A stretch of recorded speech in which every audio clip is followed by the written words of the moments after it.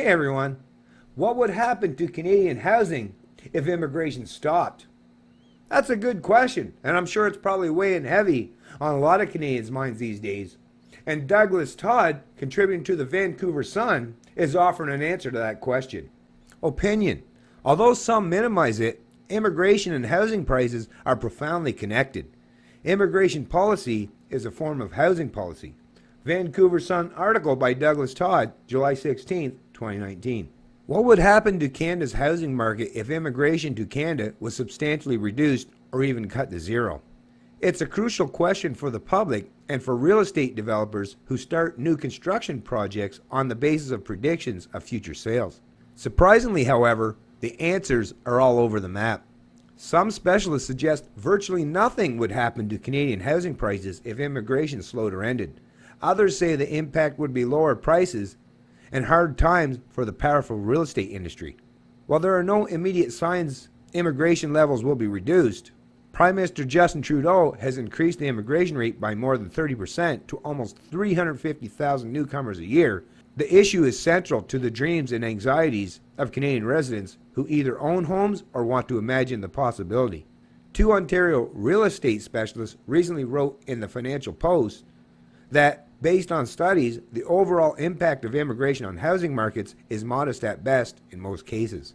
The most startling research, spotlighted by Murtaza Haider of Ryerson University and Stephen Moranis, a Toronto real estate insider, maintain that immigration has virtually no impact on overall Canadian housing prices. The authors of the contentious study, Atter Akbari and Yigit Aidid of St. Mary's University in Halifax, claimed immigration adds an insignificant $1 to every 1,000 people in Canada spend on housing. Could that be true? UBC geography professor emeritus David Lay, whose findings differ from the 2012 paper by the St. Mary's profs, said in an interview, their study looks at the period from 1996 to 2006 and doesn't focus on urban regions, which his analysis do. Lay had consistently found a close correlation between strong immigration and high housing prices in global cities. In that way, the St. Mary's paper sidesteps an increasingly plain-to-see phenomenon. Housing prices vary according to where immigrants choose to live, and for the most part, they stream into major cities, especially sky-high Toronto and Vancouver. Indeed, the authors of the Financial Post article that cites the St. Mary's study apparently contradict themselves at the end of their piece, after repeating the impact of immigration is modest at best on housing. The more important realization, Haider and Moranis said in their last sentence, is that the absence of immigration would result in a declining population and aging of the workforce, which could have a much larger negative impact on Canadian housing markets. So which is it? Immigration has almost no influence on housing, or the population growth it brings has a tremendous impact? Right? You can't suggest one without accepting the other. Right? That's the thing with these people that try to play the statistics game, right? Once again, that old expression. There are lies, damn lies, and then there are statistics.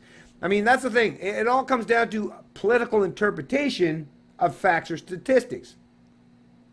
That's a sad reality because statistics should not be able to be so easily influenced or conveyed with a political bias without being challenged immediately. But as we see out there today, those who represent the established media in this country, they're more than willing to let that stuff go forth without being challenged, because it fits their own narrative or their own ideological stance or who they support out there in the political sphere. That is a reality, folks, and that's why a lot of Canadians are so confused and confounded about this whole mess, is because they're being told stuff that is not based on anything more than political talking points come from either side of the political aisle, which leaves a whole lot of gray area in between, uncovered and never truly explained. Simon Fraser University's Josh Gordon, a specialist in public policy, says it's crucial to follow through on the counterfactual question to imagine a scenario not currently in the cards. What would happen to housing prices if immigration levels reduced to zero? I don't even know why they're looking to answer this question based on the reduction of immigration to zero. That is not needed or necessary. Matter of fact, I'm a fan of immigration. Not against immigration at all. So I don't know why they're even choosing to make this binary decision in this article, is whether you have the current, 350,000 plus, or comparing it to as if you had zero immigration, because I don't think that's going to happen. So why speculate on something that's not going to happen? Let's just deal with a genuine free market fundamental, which is supply and demand. Right? Come on.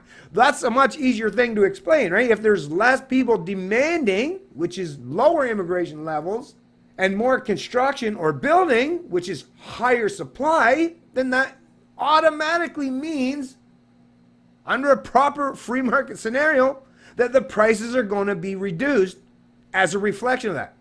Once again, supply and demand, folks. A very basic concept that even Keynesians won't deny. No need to paint or create a scenario where Canada is now going to have, completely closed off to the entire world and not going to have any immigration at all. No need to go there to try and prove a point. But let's continue on. The real estate industry, Gordon said, repeatedly says it must build more housing faster because the Canadian population is growing rapidly, predominantly because of immigration. I mean, that's a very real statement. I mean, think about it. Just in 3 years alone at those levels, you're looking at an increase of the population in Canada, which is only, 36, just barely 37 million now. Boom, extra million people in this country in just 3 short years. So yes, that has a profound effect. And of course, that is to support and sustaining the overvaluation of the housing market in this country. That cannot be denied. The development industry's repeated warnings, Gordon said, that Metro Vancouver and Toronto property must be rezoned at higher density and that rents will continue to rise would be thrown into disarray with the ending of immigration. What's revealing is that when certain members of the real estate industry try to generate a fear of missing out of mentality, FOMO, as well as the expectation that prices will rise over time, their typical move is to emphasize how many people will be arriving on a yearly basis and how large the population will eventually be, Gordon said. The actions of those organizations belie the idea that immigration is not likely to have much impact on prices. There is evidence housing prices would dramatically adjust if immigration stopped. After all, the populations of Metro Vancouver and Toronto experience net growth of about 1% a year, almost entirely from foreign-born newcomers who need places to live. That does not include the high portion the two cities take in of the roughly 1 million international students and temporary visa workers who are now in Canada at any one time. And a recent study by Statistics Canada, researchers found that detached houses bought by recent immigrants to Metro Vancouver are, on average, valued $824,000 higher than such homes owned by people born in Canada. In Toronto, the cost of recent immigrants' homes was about $50,000 higher than that of the domestic born. So anyways, folks, I'll place a link to this article in the description of the video below. But once again, of course, immigration plays a role as far as the housing prices or the valuations of the housing market in this country. Once again, let's get back to basics. Supply and demand. The higher the demand and the lower the supply, well, that's a recipe for increased prices. But that also has to be supported and sustained by people's ability to pay those massive valuations, which is why you're seeing a lot of lenders, in particular the big 6 banks, finding more and more ways to create loans that either extend that pain longer, move it into other areas or later on the contract, or who are taking advantage of the rock bottom interest rates that have really nowhere to go except up at this point. The housing market in this country is definitely a big old mess. And I, for one, would not want to choose to delve into it, in particular the Toronto or Vancouver markets that I know at some point in time, I'm not an oracle, I can't predict when, but at some point in time, those prices are definitely going to come down and start showing a little bit more of a reflection of the actual economic realities that represents the true population in those large urban centers. Not everyone's wealthy, not everyone's rich, and most definitely not everyone can afford to spend $1 million or $2 million on a dilapidated home or shoebox that they then have to in turn go around and do a whole lot of renovations and spend even more money in order to keep up with the Joneses and hope that that exuberance will continue on and that they'll once again get to make out like bands when they sell it as well. At some point in time, like I say, with every Ponzi scheme, how they end up breaking down or ending is, eventually you get to the point where there's no one left at the bottom to sustain that burden or that load. That's just the reality. That no matter how many times central planners or these real estate execs try to deny, it's going to play out eventually, whether they like it or not. It's Canadian Libertarian, and I love liberty.